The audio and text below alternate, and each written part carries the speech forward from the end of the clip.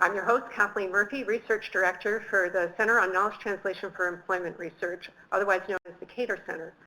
We're based here in Austin, Texas. Some parts of today's content were supported also by the Southwest Americans with Disabilities Act Center, which is part of the Independent Living Research Utilization Program, or ILRU, housed in the TIER Memorial Hermann Hospital in Houston, Texas. Both of our centers are funded by the National Institute on Disability and Rehabilitation Research. We'd also like to thank the several organizations that joined us in helping to promote this webcast and endorsed it with us.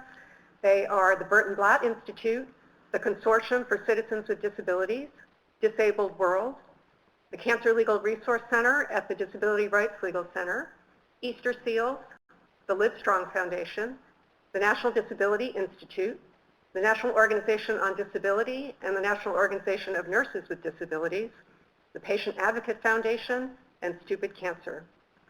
If you have any questions during or after the webcast, you can send them in using Adobe's chat feature, and our facilitator has also kindly agreed to field some questions, and he'll give you his contact information at the end of the webinar. Live captioning is available through the CART services. If you look at the bottom left pod, you'll see the link. The captions will open in a new window. The slides and text description of the PowerPoint are available in the Documents pod below. If you do have any technical difficulties or questions, please type them in the chat box.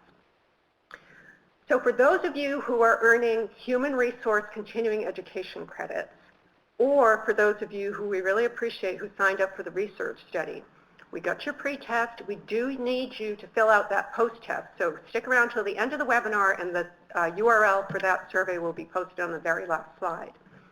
We're really happy to have a very engaging facilitator today, Joe Bonke. Joe is the Outreach Manager and Ombudsman for the Houston District of the Equal Employment Opportunity Commission, usually known as the EEOC.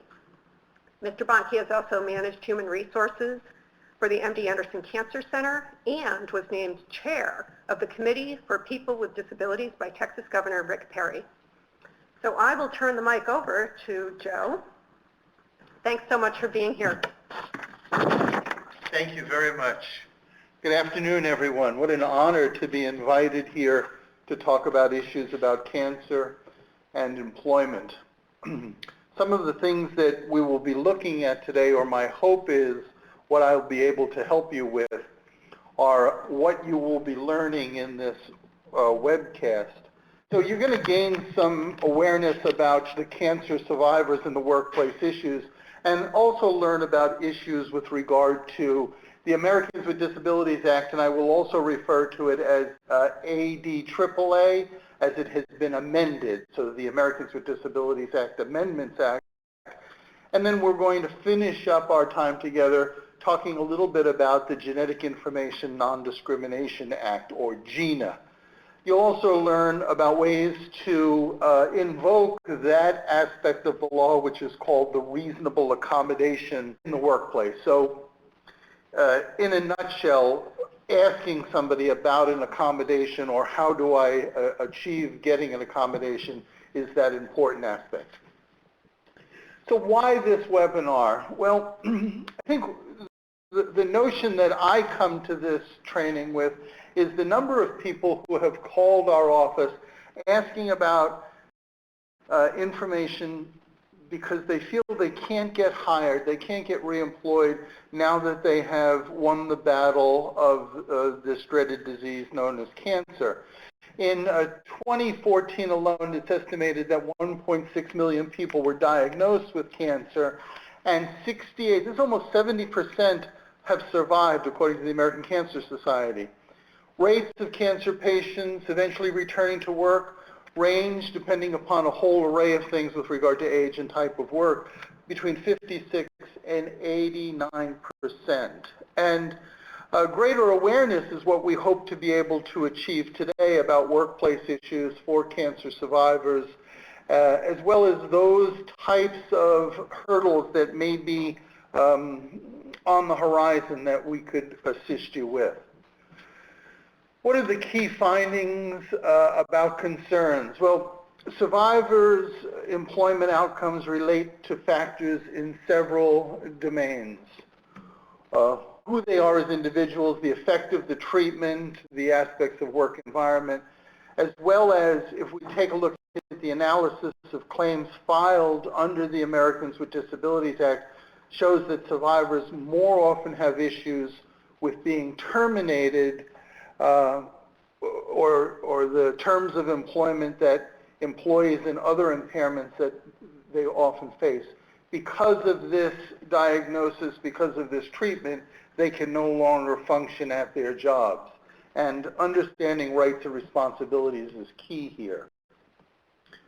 So what about addressing issues? So there's multi-pronged approaches that incorporate information, educational training, counseling, coping skills sessions, exercise with cancer, return to work issues. All of these researches that have been done, all of this information is really at your disposal here. What we want to really focus in on understanding your rights, civil rights in the workplace, as well as how to best invoke those rights in the way that you're going to not get any kind of backlash. Now, in the grand scheme of a perfect world, we would understand that there's an obligation for an employer to make the workplace free of unlawful discrimination, harassment, retaliation. Three key elements to working in a job where I get to do my duties and responsibilities effectively. Now, does that happen every place? Or does everybody have that as part of their job description? It's probably a given to say, I don't think so. And I'll give you a quick synopsis of how this might work. So let's picture Mary sits at the front of the office, and every day Joe comes in and says, how are you doing, to Mary? And Mary feels she's being harassed by Joe just by him saying, how are you doing? Now, at a first glance, you would think, how could that be harassment? Well, sometimes we have to go to this second prong, promptly and confidentially investigate complaints of discrimination, harassment, retaliation. The supervisor hears that Mary's saying, Joe is harassing me by saying, how are you doing every morning? I have to look into this. And maybe Mary's supervisor positions herself in a place in the entry where she sees Joe interacting with Mary.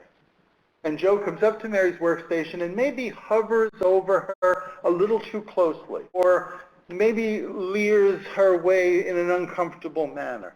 And when he says, how you doing, it doesn't come out like that. It comes out like, how you doing? Now, all of a sudden we realize, I see what Mary's talking about. There's an uncomfortable aspect there. And we have to go to the third prong, where discrimination, harassment, or retaliations have occurred.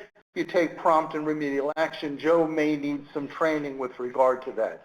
I think what's key here as we start off a webinar together is understanding that while the EEOC is the enforcement entity for Title I of the Americans with Disabilities Act and the Genetic Information Non-Discrimination Act, the key to enforcing this is understanding the story that has come to us and being able to respond to it in such a way that it is timely, that we have jurisdiction, and that the rest of the story is understood.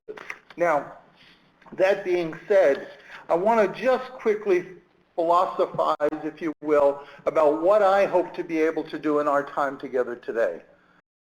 And I call that the backpack theory of education. What's in your backpack? So I hope to be able to add some things to your backpack. But of all of the people who are part of our presentation today, I pose the question, have you ever worked at a place where people didn't get along with each other? And I'm sure there are many people nodding yes now, and hands are being thrown up, because we all work where conflict is going to exist. And I'm of the opinion that very often that conflict exists because we notice something about somebody else's backpack, and we see an aspect of who they are.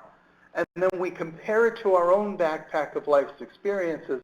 Oh, I worked with somebody like her before. I know her type. Or, you know, he went there to school. You know what they're all like. And that lends us to labeling, stereotyping, pigeonholing. And I think when I deal with the community of people who are cancer survivors or people who are battling cancer, the understanding of those other people who I know who had cancer are all I get to compare them to. So what I bring in my backpack to work, the who I am, my stuff, is really not something we ever leave in the vehicle and then come to work and are given duties and responsibilities. In essence, this is a whole conglomeration of it's me, and I filter who I am through my conscious, my memory, my upbringing, my family of origin, cultural identity, my education, formal and informal, all that other stuff. And one element of that might, in fact, be my comfort level to people who are, in essence, protected under the ADA, or people who are battling cancer. So when we look at what is employment discrimination, we have to think in terms of, oh, that has never happened to me, or I don't see how I could ever prove that. And maybe it has to do with understanding that this is an unfair treatment because of an individual's protected category.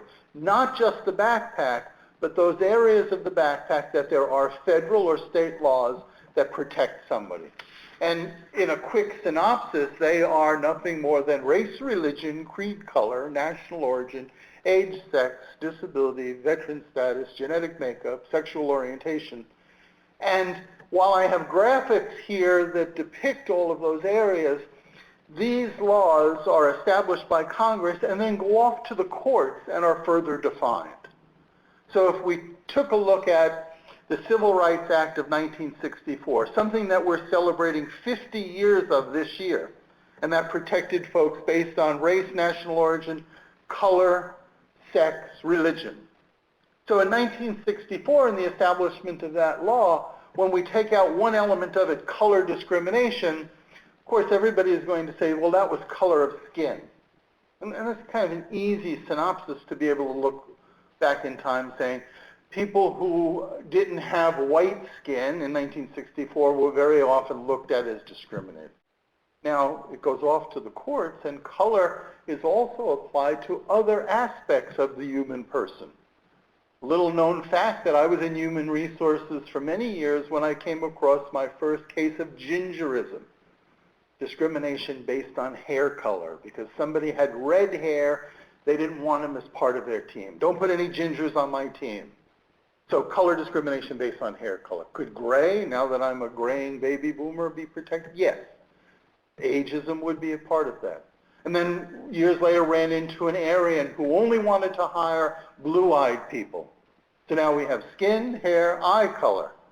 And while the courts have not seen this as a protection yet, I would bet in the not too distant future discrimination based on ink or body art may even be applied. But I don't know. I'm not an attorney, and I'm only giving Joe's opinion. But we have to look at what the courts have done to different pieces of legislation to realize where the protection is. So when we look at protections with regard to the Americans with Disabilities Act, what employers are covered?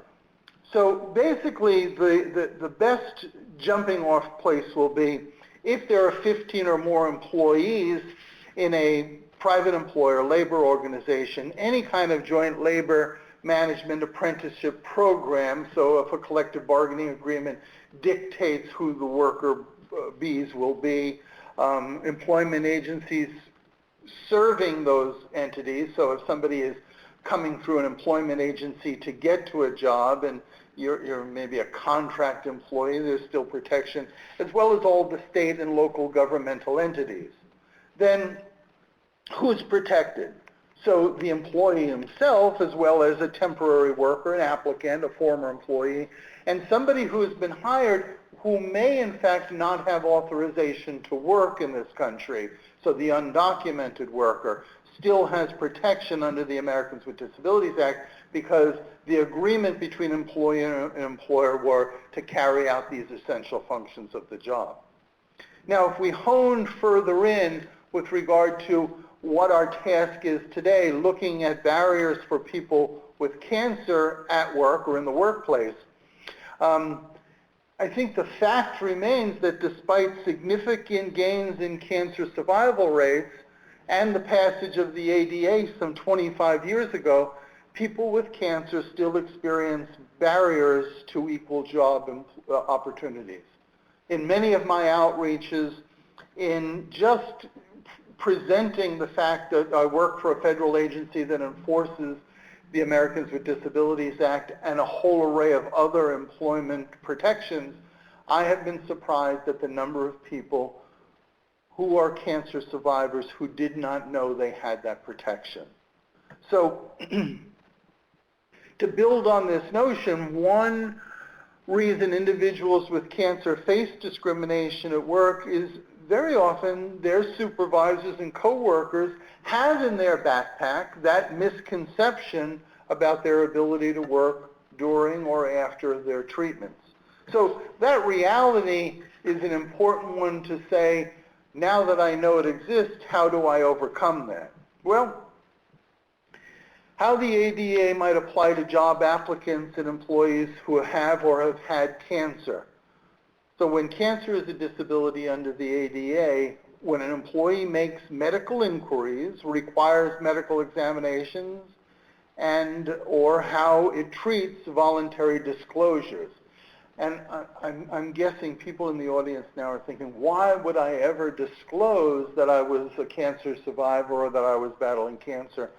And strangely enough, in this day and age, you may have been involved in a walk for a family member or for yourself and have posted that to your Facebook page. And a Google image search of your name may in fact put you in a t-shirt that begs the question to the employer or potential employer, is he or she a survivor? And very often our investigators have stumbled upon those types of anecdotal information that some employers print out and then staple to applications. So when we talk about the understanding of rights and responsibilities, sometimes there's a broader net to throw out and say, what are my electronic footprints that exist in the World Wide Web about me, as well as what are those areas that I will self-disclose, or maybe I have on my resume, or maybe there has been a gap of time between jobs because of my battling this particular condition. Under the law, the Americans with Disabilities Act is broken up into 5 titles, and today we're only going to talk about Title I, which is the employment provision. And it's the only of the 5 titles that's enforced by the Equal Employment Opportunity Commission. And Title I prohibits discrimination against individuals with mental or physical disabilities, and it's the first prong. The second was a record of a disability, or third, perceived as having a disability. And I'm going to elaborate on those particular areas. But basically, a physical or mental impairment is going to need to substantially limit a major life activity. I know there's a lot of legalized terms, and we're going to explain them as we go along. I was a cancer patient. I have beaten cancer. I am now in remission, or I'm a survivor. But there's that record of the impairment, the record of the disability that's still there. Means I have protection. Or somebody perceives, they hear my accent that I'm from Brooklyn, New York. There's something the matter with that boy.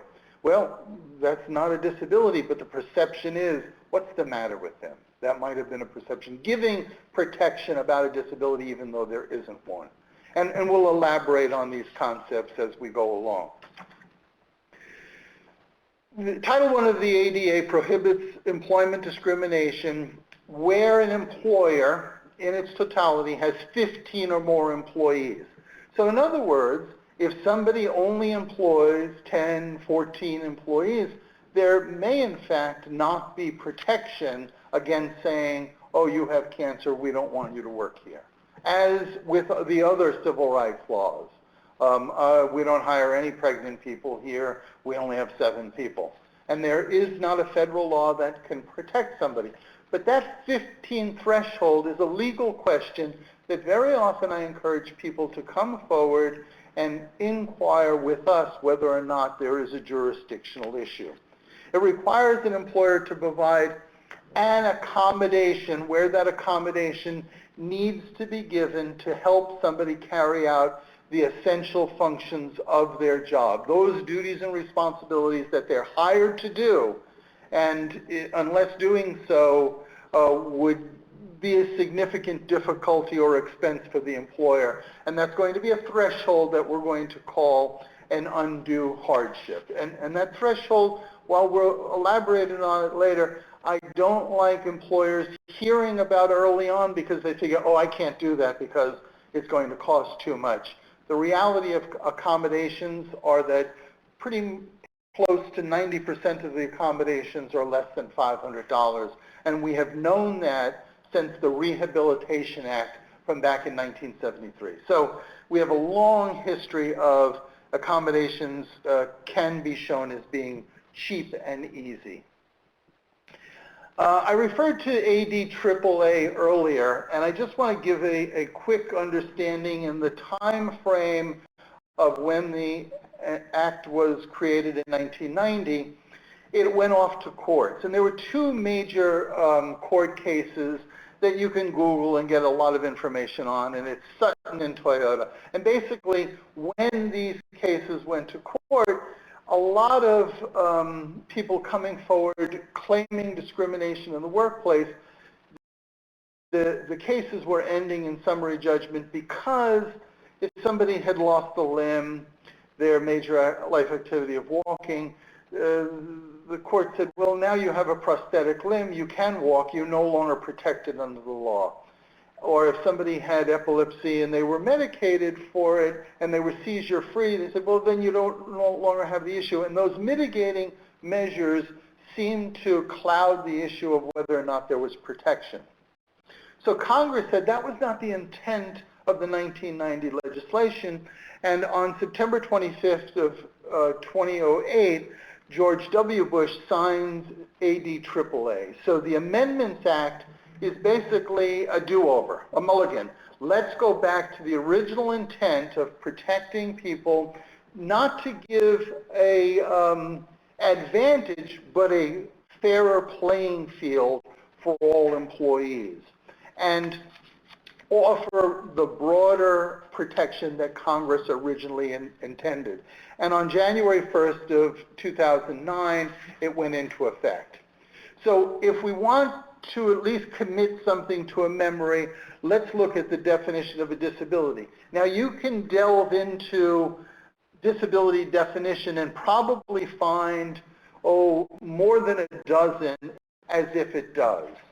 And to continue on the theme, even when the cancer itself does not substantially limit any of these major life activities, such as when it is diagnosed or treated early, it can lead to the occurrence of other impairments that may in fact be disabilities. So I think in my own backpack when my mom was going through chemotherapy and the teetering on some blue days or depression was fairly evident. And by the way, she's doing fine. She's 5 years cancer-free, and she's at the casino today. So there was light at the end of the tunnel. No longer dealing with that, but I remember those as dark days for her.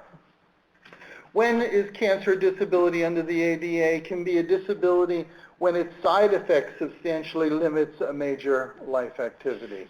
So, whether we're thinking of in terms of chemo brain or some other aspects. But instead of me telling my stories, let's look at an example.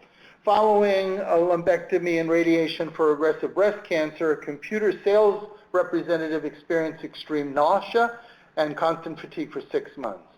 She continued to work during the treatment, although she frequently had to come in late in the morning and work late in the evening to make up time and take breaks when she experienced nausea and vomiting. She was too exhausted when she came home to cook, shop, do household chores, and had to rely almost exclusively on her husband and children to do these tasks. This individual's cancer is a disability because it substantially limited her ability to care for herself. So commonsensical approach there. Let's look at the telephone repairman with an advanced form of testicular cancer, has chemotherapy and surgery that rendered him sterile. ADA he is protected because he is substantially limited in the major life activity of reproduction. So even when cancer itself does not substantially limit the major life activities, such as when it's diagnosed and treated early, it can lead to the occurrence of other impairments that may be disabilities. And the example here is what my mom went through with regard to depression. So sometimes depression may be developed as a result of the cancer. Okay. Cancer may also be a disability because it was substantially limiting for some time in the past. A company president was hospitalized for 30 days immediately following his diagnosis of blood cancer because his treatment, which included chemotherapy and bone marrow transplant, weakened his immune system. He was unable to care for himself for 6 months and had to avoid interaction with almost everyone except doctors, nurses, and immediate family members. And this is an example of a record of an impairment, better than any of the examples I gave to you earlier. And finally, cancer is a disability when it does not significantly affect a person's major life activities, but the employer treats the individual as if it does. And I think, again, while this is something that we haven't yet seen in the courts, a classic example may be an individual with a facial scar from surgery due to skin treatments applies to be an airline customer service representative. And the interviewer, again a backpack issue, refuses to consider this particular individual for the position because she fears that his scar will make customers uncomfortable. So I don't know what the condition is, but I don't like it, and I'm considering him a person with less abilities, disabilities. In basing her decision not to hire him on the presumed negative reactions of customers, the interviewer is regarding the applicant as substantially limiting in working in any job that involves interaction with the public. So, creating customer preference issues in somebody's mind may be the example there.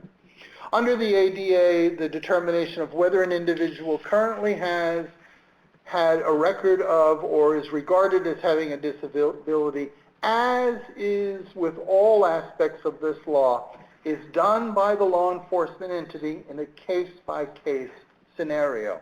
Now, anybody who has been to any training since 1990 will hear this term when a question is answered, it depends, and I'm not going to use that today.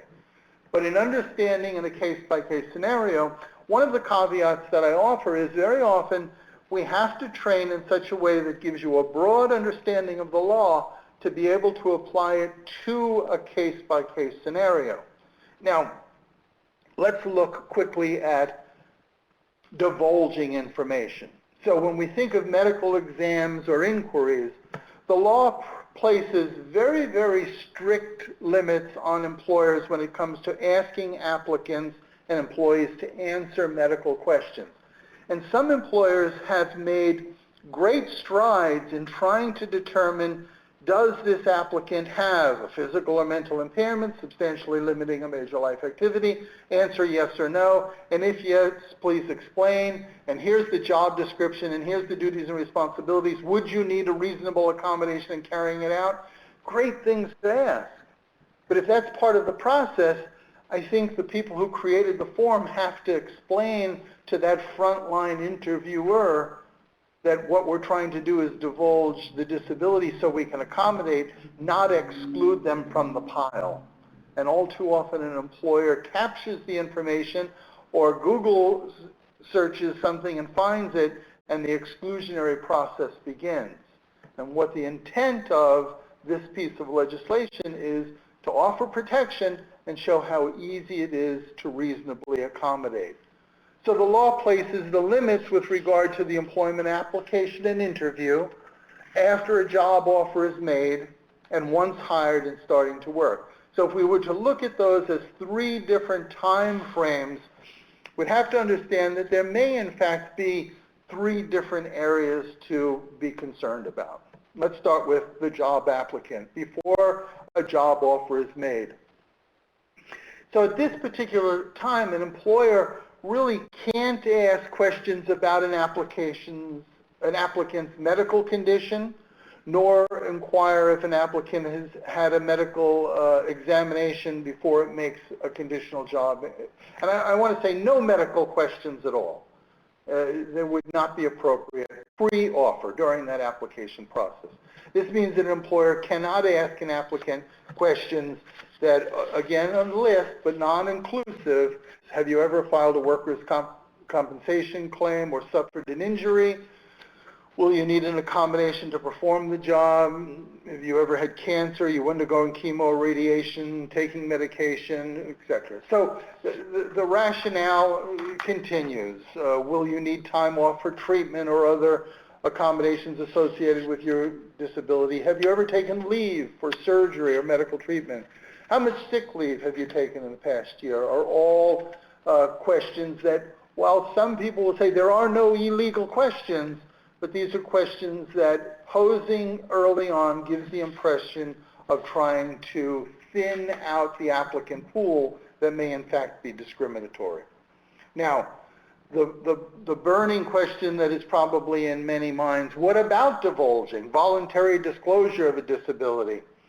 So the ADA does not require an applicant to voluntarily disclose that they have or had cancer or another disability unless they're going to need an accommodation for the application process.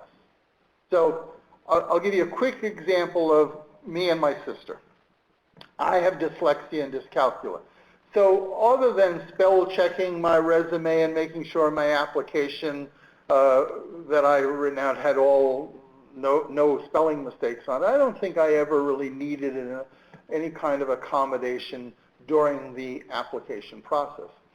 My sister was a wheelchair user, so she's bringing her own chair to the interview. One is a visible type of disability. She has her own chair. Mine is a hidden disability. Two very different understandings of disclosure. She's going to have to address this issue. She's going to say, I'm a medical doctor, I'm a physiatrist specializing in traumatic brain injury. I'm sure you're concerned about this chair I'm bringing with me, and explain it, because it'll surprise people. Where in my HR world, going for jobs, I never said, hi, I'm Joe Bonke, I have dyslexia, I didn't read until I was in the 4th grade. None of that was worth disclosing because it would confuse folks. See where the backpack issue continues to rear its head. So an applicant who might need additional time to take a pre-employment test due to fatigue caused by radiation treatments may in fact need to divulge early on. And you think, oh, is that going to hinder me? You may be dealing with an employer who has a great affinity and understanding of the process you're going through and understand that this is not just a blip on the screen, or the other end of the spectrum, have fear and trepidation of hiring somebody who's battling cancer. And I think I would not be doing anyone a justice to say it isn't the reality. Sometimes we have to educate as we go along. So the employer must keep the information an applicant discloses about itself confidential. And this is key to those of you who are in the HR world. You know that keeping any kind of medical information outside the applicant packet as well as the employee file is paramount in a records-keeping issue.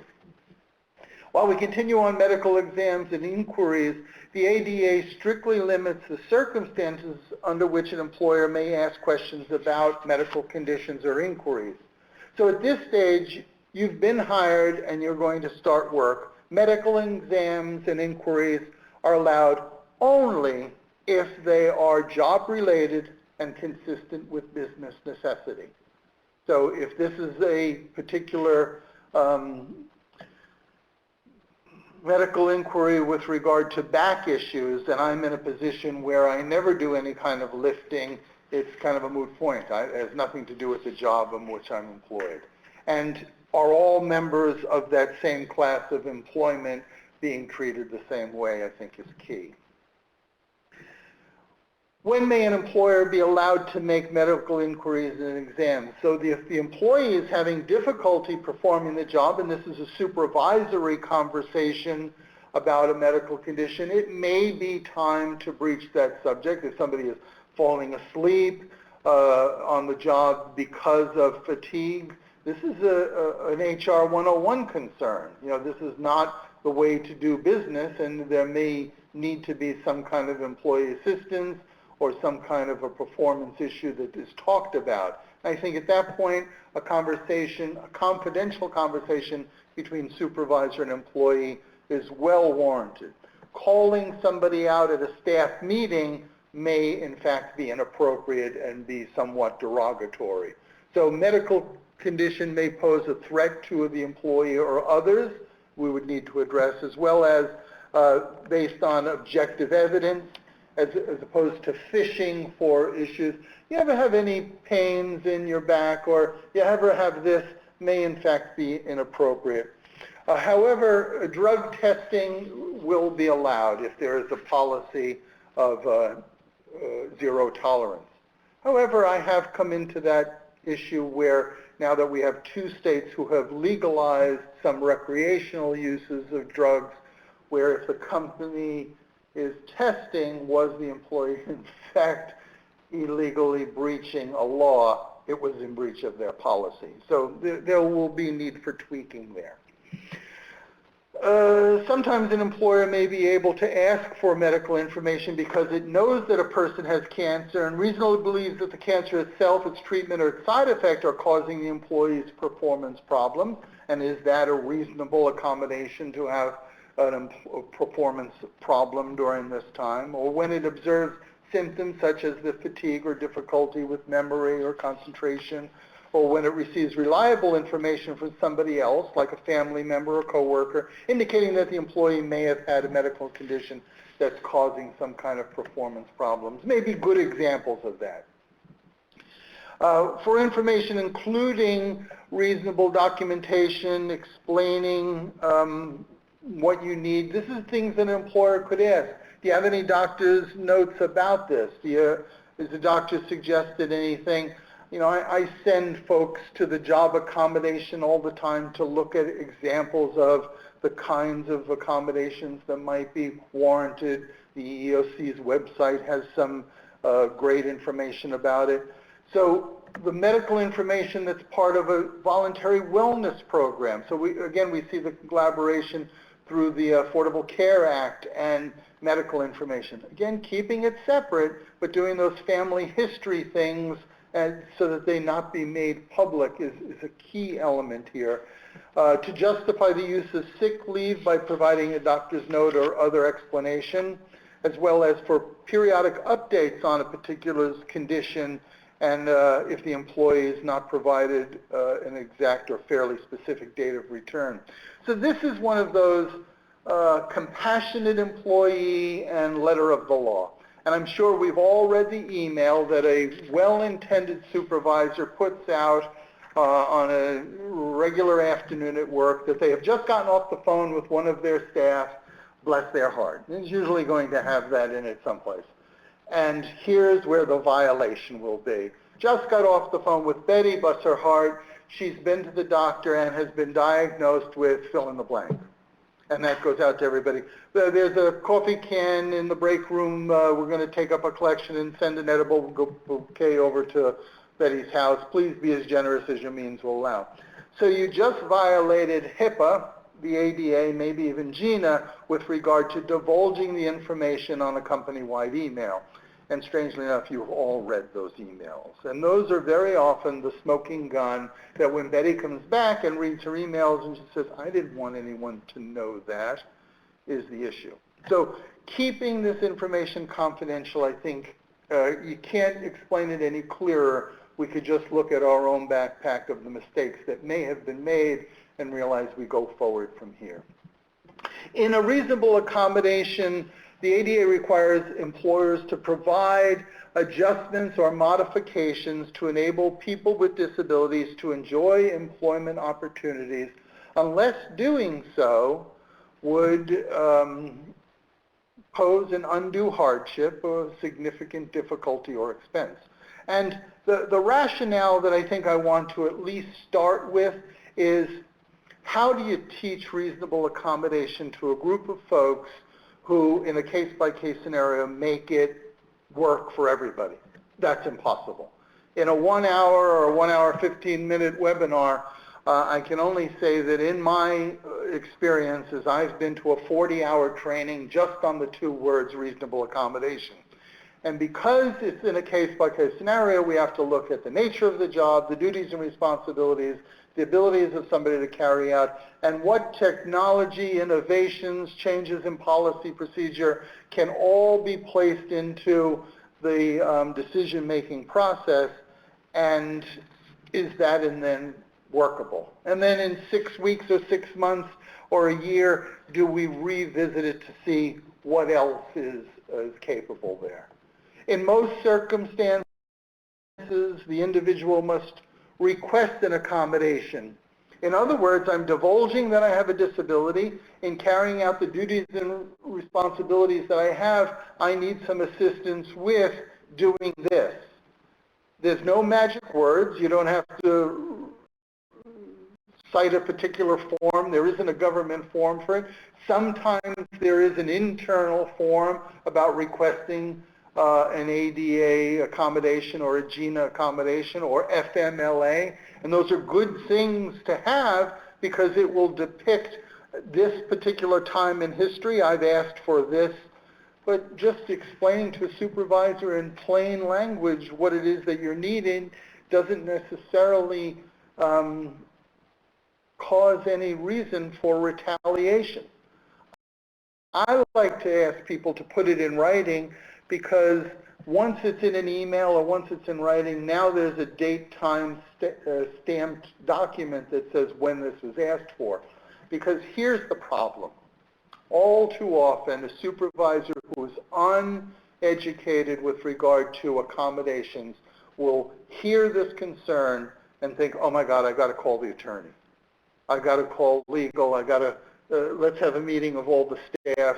Let's figure out what the best way to do this is. And in the reality, there's a great gimmick to teach this. And it's a very simple one.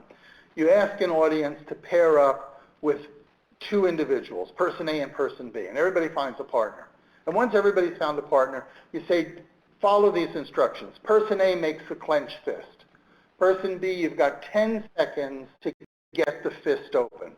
And you will see an audience start to twist and poke and tickle and prod, and a very few percentage of the audience will say, would you open your hand, please? And I think the rationale here is all too often the hurdle, the problem, the need for an accommodation is not talked about. And try that the next time you're at a table with folks. Person A, person B, person A make a clenched fist, person B, you've got 10 seconds to get the fist open, see what happens. And there lies our problem of explaining reasonable accommodation. We've got to talk about it with the individual who has the hurdle, who has the burden, who has the problem, to say what do they need. What our experience has shown, 90% of accommodations are less than $500. And what could some of these accommodations be? Changes in the process, the application process. Changes in the environment, the way the job is usually done. Changes that enable an employee with a disability to enjoy those equal benefits are all the possibilities. So accommodating individuals with cancer, maybe adjusting work schedules, maybe allowing some particular time, maybe, again, another list, not all inclusive, not exhaustive. Accessible facilities, modification of equipment, changing when and how jobs are performed, reassignment to marginal tasks, part-time, periodic breaks. It could be a whole array of things. Creativity, accommodation, is it reasonable, are keys to this. Leave for doctor's appointments to seek or recoup from treatment, permission to work at home, modification of temperature if somebody is cold all the time, a change of uniform to be able to offer a sweater over something, or lighter clothes if it's a problem of overheating, permission to call doctor's offices, reassignment to different jobs, and on and on. More than one accommodation. Yes, the duty to provide a reasonable accommodation is ongoing, and it has to be looked at in the terms of, is this easy to do? Is this something that we can do without everybody knowing about it? And very often at a staff meeting, we hear, oh, I see Betty's got a new chair. What's up with Betty? We have policies in place here that enable people to seek out accommodations if need be. No, what's the matter with it, Joe? I was just interested. You may have to say, well, it's none of your business, because in essence, that's the reality. When an employee with cancer may require leave for surgery and subsequent recovery, but may be able to return to work on a part-time or modified schedule while receiving chemotherapy, and that's not everyone's business as to what's happening. There's an awful lot written on the internet with regard to the EEOC is now requiring leave as an accommodation. And we've gotten some bruises over this because I think it needs a bit of an explanation, because there are opportunities for when somebody is on leave, that leave may run out. So if somebody who has worked for the last 12 months, 1,250 hours, they're entitled, if there's 50 or more employees in the company, to 12 weeks of leave under the Family Medical Leave Act, a piece of legislation enforced by the Department of Labor, the Division of Wage and Hour. Their website has a lot of information on it, dol.gov. So if I'm at week 13 and I get a call from Human Resources saying, Joe, how are things going? Oh, it's not going well. Well, we just wanted to touch base with you because your COBRA papers will be in the mail next week, and we're separating you from employment. And that may be the letter of the law, but we're taking the position you're only dealing with the problem. You haven't asked what they need. Because if Joe's answer was, I just finished with the doctor, I'm in my second round, things are looking up, I see a light at the end of the tunnel, it looks like I'm back to work in 2 weeks. Would 2 weeks be a reasonable accommodation? I think so. Would 4 weeks? Maybe. Would 6 weeks? I don't know. Employer makes that decision, but at least you've invoked the interactive process and now have not just looked at, I don't have to do anything else. FMLA just said 12 weeks. Leave may be a reasonable accommodation for a period of time, and that period of time is to be determined. If the conversation was, this thing is beating me and I don't know if I'll ever come back to work, maybe COBRA, and it sounds cold-hearted, might be the right answer there. But I think the interactive process is paramount in enforcing this particular piece of legislation. Okay, so leave is an issue. Again, no magic words, no particular forms, but I think use the FIST example as an accommodation request can come from a whole array of folks, and that dialogue documented if you're the employer, if you're a person who is a survivor, understand is there a paper trail. Nurse tells her supervisor that she's having trouble working 12-hour days because of a medical treatment, and she's undergoing breast cancer. This is a request for a reasonable accommodation. So, it's that simple. Only the information needed. An employer may request reasonable documentation when a disability or the need for reasonable accommodation is not obvious. And boy, I get this an awful lot. Yes, I am protected under the ADA, but I don't need special parking. I don't have any particular issues with mobility. I have a sister who did need that particular issue. Now, two very different things. The majority of the calls I get have to do with accessible parking issues, because all too often folks are trying to gain a benefit with regard to what those people are getting. A very sad commentary on society is that at amusement parks, people will go and rent wheelchairs just to get to the front of lines for rides, where no need for the mobility aid exists. So the need for documentation, the need for an employer having to prove that this individual has a disability is a reality if it isn't self-evident or obvious. And once that information is given, you don't have to reproduce it every time you need an accommodation. You do not have to reproduce it every time once we know that the person has the protection. However, the employer is entitled only to documentation significant to establish that the employee's cancer is a disability, and that explains why the accommodation is needed. So an important piece there in that middle bullet to understand. A request for an employee's entire medical record, for example, would be inappropriate, as it's unlikely it would include information about conditions other than the cancer. Very often we see this with regard to false positives and drug testing, and usually it's a third-party vendor who's asking for it and it's kept confidential. That's probably a moot point. Undue hardship. So I had alluded to this earlier with regard to this threshold that employers very often look at is, oh, I can't do that because of significant expense. The undue hardship means that providing the reasonable accommodation would result in significant difficulty and to the operation of their business. And you want to think long and hard that that is a defense that is justifiable, looking at the financial resources of the total company or state or local governmental entity. Now, I remember during California's financial crisis a few years back, getting inquiries about accommodations that could not be paid for. That might be the only time I could say there would be a reasonable defense there if the funds didn't exist for the captioning or the interpreter or whatever. With regard to the audience that we're addressing today of cancer survivors, I'd have to be educated and shown where the difficulty expense was extreme, unless that reasonableness of time off extended a significant amount. And the significant is intentionally vague because it's the employer's decision.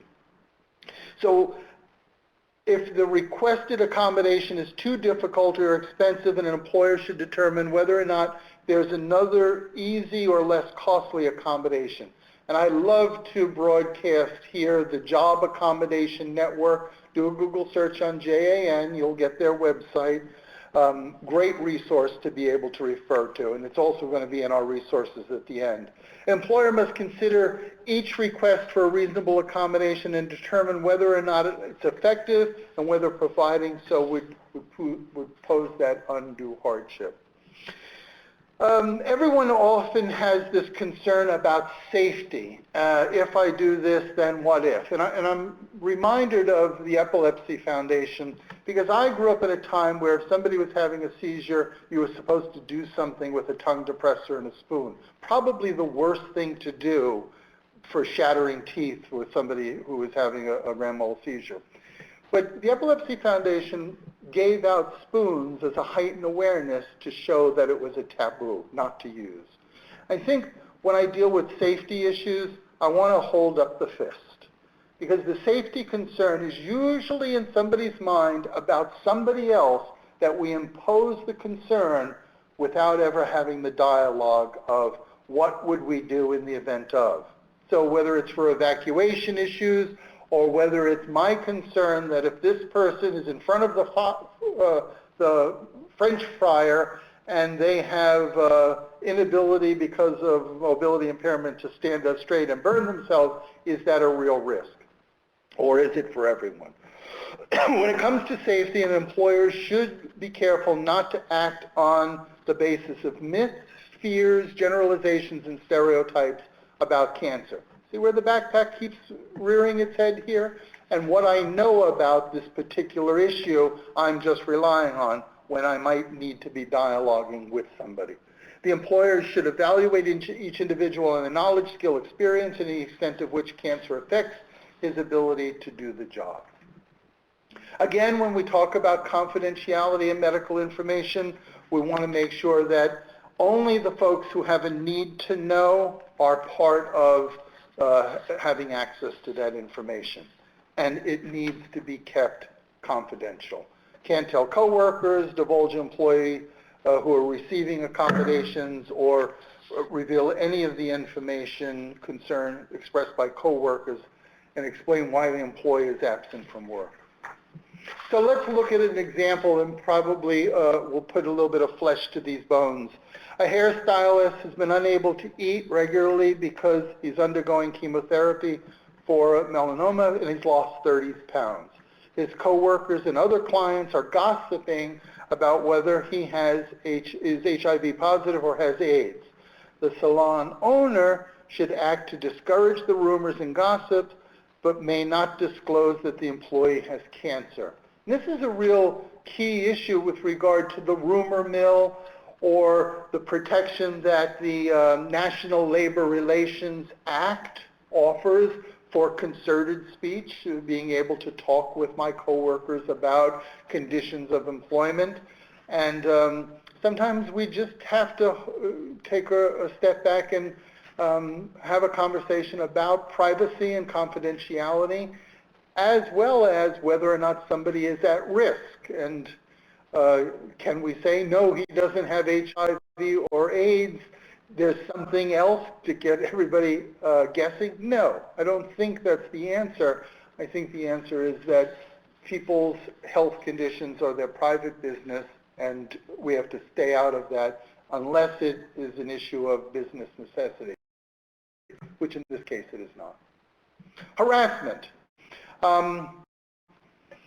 We wouldn't often think that somebody would be harassed because of a disability, but do a search on it, and I think school children are probably the greatest bullies with regard to this, and how many of us have worked in the workplace with that person who is still a schoolyard bully.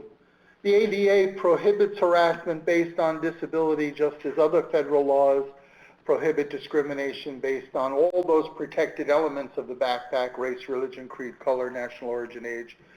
Harassment is actionable under the ADA when the person is subjected to offensive conduct that is sufficiently severe or pervasive. So how often it happens, and to the degree that this was not just a joke, this was something that created a hostile, abusive work environment. So like my example in the beginning of a workplace free of unlawful discrimination, harassment, or retaliation, the notion of looking into it, investigating it, and taking remedial action, I think, is important.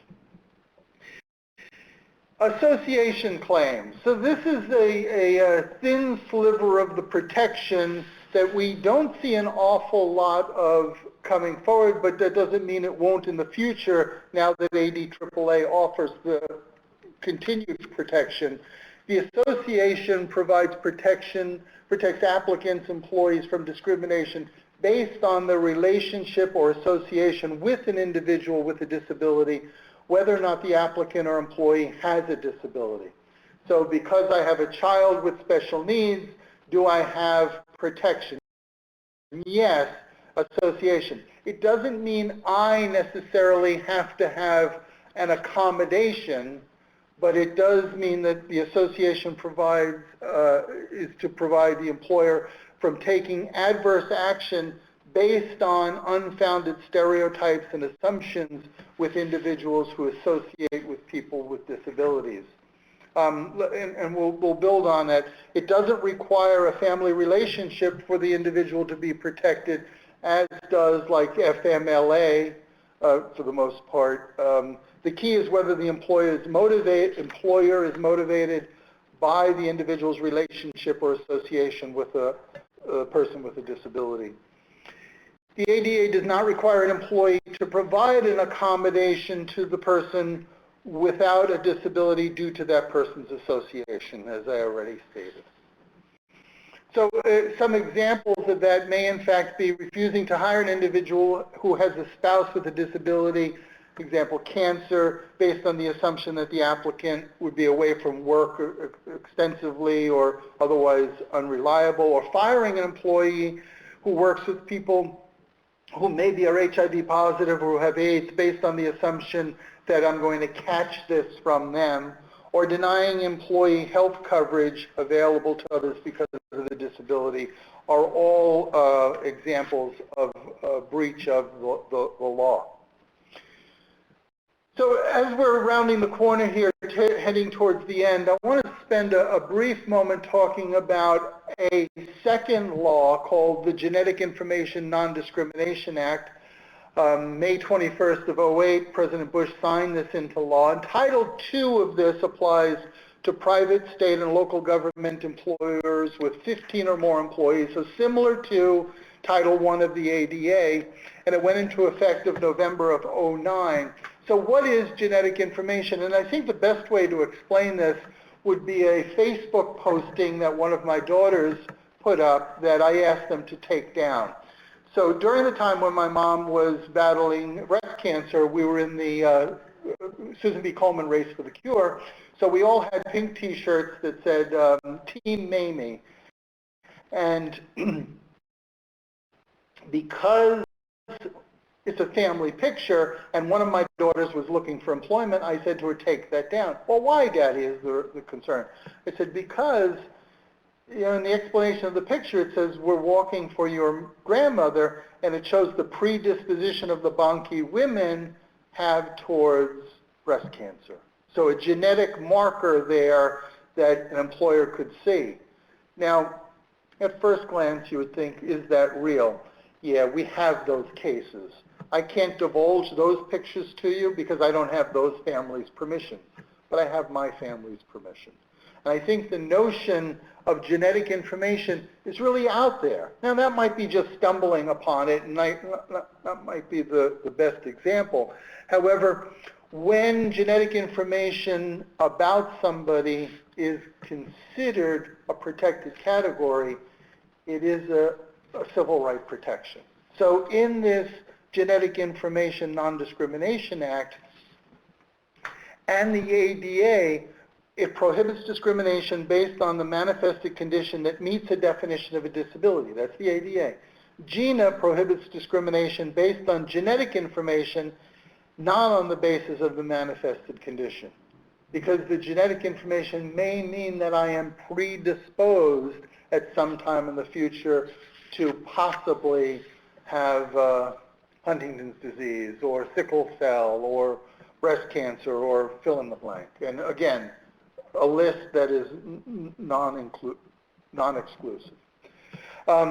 Practices prohibited by GINA the use of genetic information in making decisions, prohibits covered entities from intentionally acquiring that genetic information. We want all of you to take a blood test for insurance purposes, and then we get all of this information. Prohibits retaliation based on the information. It requires confidentiality with respect to the information. So an example that may, in fact, make this clear, after making a job offer, an employer learns that a female applicant carries a genetic variant, placing her at a higher than normal risk of developing breast cancer. So those bracket numbers 1 or 2. Although the applicant does not currently have a manifestation or a current condition, the employer withdraws the job offer solely based on the concern about productivity, insurance costs, offense. The employer has used genetic information to make an adverse employee decision, and there lies the problem. So let's talk a moment about enforcement, because I think this is key with regard to what do I do if.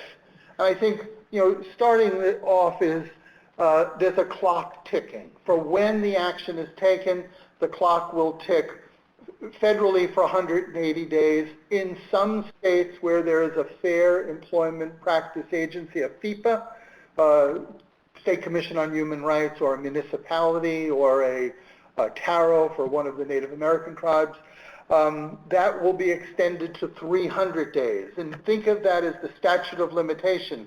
On days 181 or day 301, there is no longer protection to file under any of the EEOC laws. Now, I know I've gone fast and furiously through this. In the archives, you'll be able to see this again, but I still have to work another 9 years before retirement. So the important element here is, can you email me? Can you call me? Can you contact me with any of your questions? I have this philosophy that 90% of education is knowing where to find the information when you need it. And I want to take a moment now to go through some of the great resources that are part of the slideshow with regard to learn more about the Center of Knowledge, Translation for Employment Research, the references where the majority, if not all of this information has come from, and why this is so important is my philosophy of 90% of education is knowing where to find it when you need it. The vast array of stuff that this phenomenal team has put together is just amazing. And like any good federal employee, the disclaimer and acknowledgments of all of the folks who have been mentioned earlier on for this training are there, as well as our thank yous, but I think most importantly, to find out how well this has worked. For those of you who are participating in the survey, please take the post-test, and the address URL is here for you to be able to link to that test so that you are able to help us to educate more people about their rights under the law. And as survivors, hopefully our paths will cross again in employment. I hope you never need me, but if you ever do, I'm a phone call or an email away. I'm from the government. I'm here to help. Thank you for your time and attention. So we're going to try to do a few questions. Excellent. I would love to. We'll do them in the order that they've come up. So there's a situation where someone who's online has an employee with cancer, and that person's spouse works in the same department. So it's a little bit tricky trying to cover both of them being out under this is an FMLA question, right? Sure. The notion that two people who are married or in a relationship or caring for one another in the same department is not unusual. And I think of the small mom and pop scenarios as well as smaller departments where this is a reality, where obligations are that one is missing and now one is caring for the other. Is there any legal obligation? If there are 14 or 15 or fewer employees, maybe not. Maybe there is no law. But I'm guessing there is, because the question is here and somebody says there is protection. Is it reasonable? Take into consideration the length of time needed, the kind of job that's being covered, and whether or not the individual who's assisting in the caregiving can be in a part-time basis or full-time, or all part of the dialogue. It's not a good answer here, but I think we're looking at the hurdle, and is the dialogue happening in an interactive process with the employer is key. That has to happen. If that's not happening and saying, we can't let both of you go, are there other options than letting both of us go? One can't come to work due to a physical or mental impairment substantially limiting a major life activity. There's protection. The person whose association is still protected, and can that protection be done in such a way that it is not that burdensome on the business, I think is key. But I'm going to encourage the dialogue to be going, and if you need to chat with me offline, I'd be happy to communicate. Okay, Joe, now, what about a situation where it's a really stressful job, there's long shifts, and the employee in a public area talks about their cancer and a very rigorous treatment plan? Is there any situation where it might be appropriate for me as a supervisor to address that employee? While I've talked many times about caveats where I would say keeping information confidential, I have always been referring to the employer's responsibility. I've yet to see any information where TMI, too much information, is prohibited from an employee's standpoint.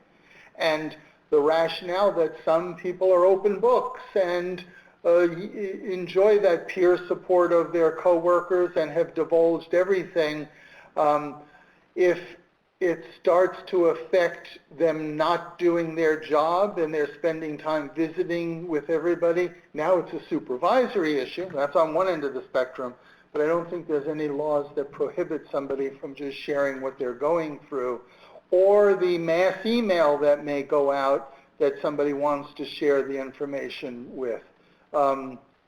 It's only going to be unilateral that an employer can't divulge that information. An employee, it's your abilities to communicate however you seem fit. Okay, and you have gone over the right that the employer has to ask for documentation when it's not apparent why someone would need an accommodation. How often can an employer request a refresher of that medical information? I think prior to the ADAAA, I would have said as need be, and I want to rein that back in, that once information has offered the protection of an accommodation, I now have protection under the ADA, I don't think there's need for any more, unless conditions change and there needs to be other accommodations needed for newfound ailments, concerns, inabilities. And very often the newfound one may be a condition that has become progressive. Very often I have been privy to dialogues where an employee condition has gotten to the point where they have progressed, where they're no longer capable of carrying out those essential elements of a job with or without an accommodation, so that they're no longer a qualified individual and it was time to terminate or COBRA that particular individual. So case-by-case scenario will deem what is in fact appropriate to be able to ask. I think I want to offer the caveat for employers not to be overly burdensome to make an individual jump through hoops in asking for an accommodation. No magic words, no special needs be. It's only if it's not an obvious disability and you're concerned about them trying to get the wheelchair at the front of the line at the amusement park aspect and proving a disability.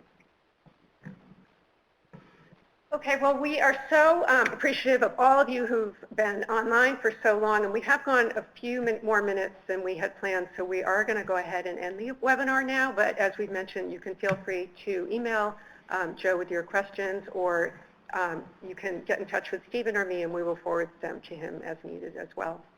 Please, please do fill out the post test. The link is posted there. I'm certainly not going to read that off, but we will be sending it out as well for those of you who for some reason might not be able to do it this very minute.